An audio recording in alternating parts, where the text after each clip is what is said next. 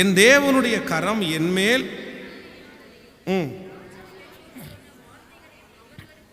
ராஜா என்னோடு சொன்ன வார்த்தைகளையும் அவர்களுக்கு அறிவித்தேன்.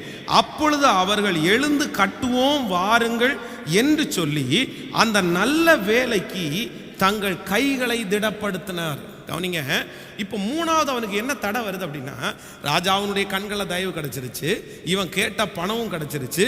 இப்போ கிளம்பி எங்க வந்துட்டாரு? அலங்கம் கட்டுற இடத்துக்கு வந்தாச்சு. ஆனா இந்த அலங்கத்தினுடைய வேலையை இவன் ஒரே ஆளா என்ன பண்ண முடியாது, செய்ய முடியாது. தான் வந்த ஊர்ல இருந்தும் ஜனங்களை கூட்டிட்டு வந்து கட்ட முடியாது.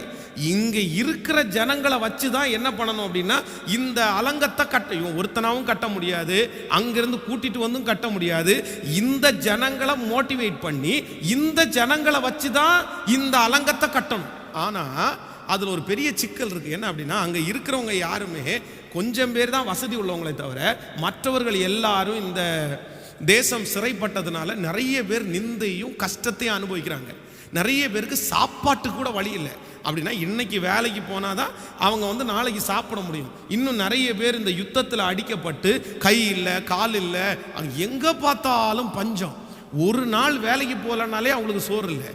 அப்படிப்பட்ட ஆட்களை வச்சு இப்போ அலங்கத்தை கட்டி முடிக்கணும். எப்படி இவங்களை மோட்டிவேட் பண்றது?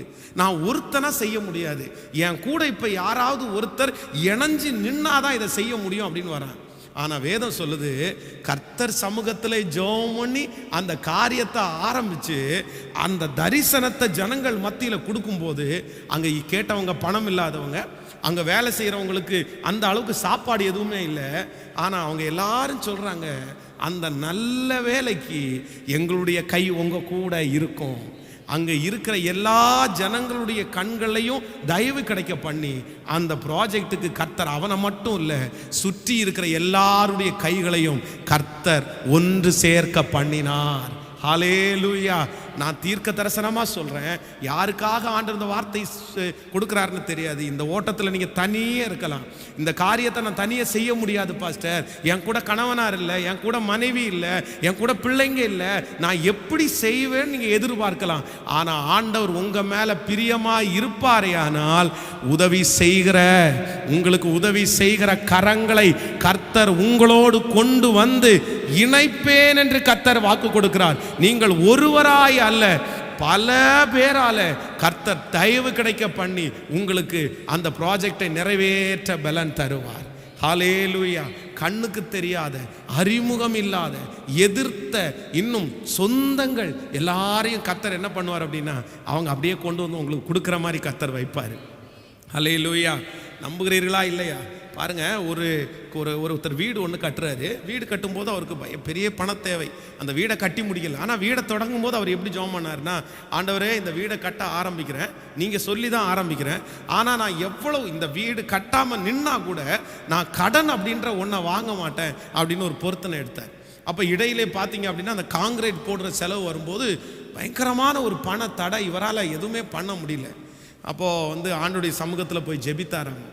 அப்போது ஜெபித்த அன்றைக்கு வந்து இவருடைய எதிரி அப்படின்னா இவருக்கு ஒரு பிரச்சனை பண்ண ஒரு பையன் வந்து ஒரு சின்ன ஒரு சைனுக்காக இவருடைய ஆஃபீஸில் நின்றுட்டு இருந்திருக்கான்.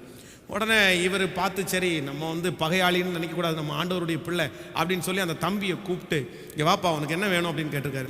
இல்லைங்க ஐயா, இந்த மாதிரி எனக்கு ஒரு சைன் சார்ட்டை வாங்கணும் அப்படின்னு சொன்னோன்னா இவரே போய் அவன் அந்த தம்பியை கூட்டிகிட்டு போய் அந்த சைனை, அந்த க்ரீனிங்கில் சைனை வாங்கி கொடுத்து அனுப்பி விட்டார். அந்த பையன் வந்து கையில் வந்து பாக்கெட் நிறைய பணம் வச்சுருந்துருக்கிறான் அந்த சைனுக்காக கொடுக்கறதுக்காக. ஆனால் இவர் போய் அந்த பெரிய ஆள்கிட்ட சொன்னதுனால அந்த பெரிய ஆள், என்னடா நீ அவரை கூட்டிகிட்டு வந்திருக்கிற, சார் கூட்டிகிட்டு வர ஆள்கிட்ட நான் காசு வாங்க மாட்டேன், நீ எடுத்துகிட்டு போயிரு அப்படின்னு சொல்லி இந்த பையன் போய் அவங்க அப்பாட்ட சொல்கிறான், இந்த மாதிரி அவர் வந்து என்னை கூட்டிகிட்டு போய் சைனை வாங்கி கொடுத்தாரு, ₹1 வாங்கலை அப்படின்னு. அந்த பையனுடைய தகப்பன் அன்று மாலையில் இவருடைய வீட்டிற்கு வந்து, இந்த மாதிரி நீங்கள் வீடு கட்டிகிட்டு இருக்கிறீங்க, ஒரு ₹50,000 கொடுக்குறேன் அப்படின்னு சொல்லிட்டு ₹50,000 கொடுத்துட்டு போயிருக்காரு.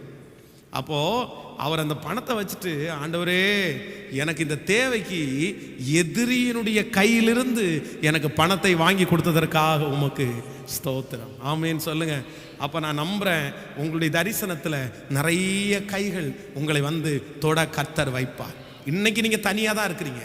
இன்னைக்கு நீங்க தனியா தான் இருக்கிறீங்க. இன்னைக்கு உங்க தரிசனத்துல யாரும் இல்லை. இன்னைக்கு உங்களுடைய லக்கில் யாரும் இல்லை. இன்னைக்கு நீங்க மட்டும்தான் ஓடிட்டு இருக்கிறீங்க. உங்களை சுமக்கிறதுக்கு யாரும் இல்லை, உங்களை தாங்கிறதுக்கு யாரும் இல்லை. ஆனா ஆண்டவராகிய தேவன் உங்களுக்கு வாக்கு கொடுக்கிறார், இது கொஞ்ச காலம்தான், இது கொஞ்ச நாட்கள் தான். இன்னும் சில நாட்கள் தாண்டினதற்கு பிறகு, வருடங்கள் தாண்டும் போது அநேக கரங்கள் உங்கள் கரங்களோடு சேர்ந்து நீ ஒருவளாய் இந்த பாரத்தை சுமக்க போவதில்லை. நீங்கள் ஒருவராய் இந்த பாரத்தை சுமக்க போவதில்லை. உங்களோடு தோள் கொடுக்கிற தோழர்களை, உங்களோடு தோள் கொடுக்கிற ஜனங்களை கர்த்தர் எழுப்பி தருவே. நம்புகிறவர்கள் கரங்களை தட்டி ஹalleluya, ஹalleluya. ஸோ ஆண்டவர் இப்போ அவனுடைய வாழ்க்கையில் 3வது தடையை என்ன பண்ணுறாருன்னா முறிக்கிறாரு. எல்லாரும் வந்து எங்களுக்கு கஷ்டமோ நஷ்டமோ நாங்கள் கூட நிற்கிறோம் சார், நாங்கள் கூட நிற்கிறோம் சார். இப்போ 3வது தடை முடிஞ்சிருச்சா? இப்போ அடுத்தது நம்ம வந்து ஒன்றொன்னா வரும், முடிகிற வரைக்கும் வரும். ஆமேன்னு சொல்லுங்கள். முடிச்சதுக்கு பிறகும் வந்துருச்சு. பார்த்தீங்க, இது வாட்சி பார்த்தா முடிச்சதுக்கு அப்புறம் பிரச்சனை பண்ணுறான்னு, முடிகிற வரைக்கும் இல்லை. அதனால் தடைகளை பார்த்து சோர்ந்து போக வேண்டிய அவசியமே இல்லை.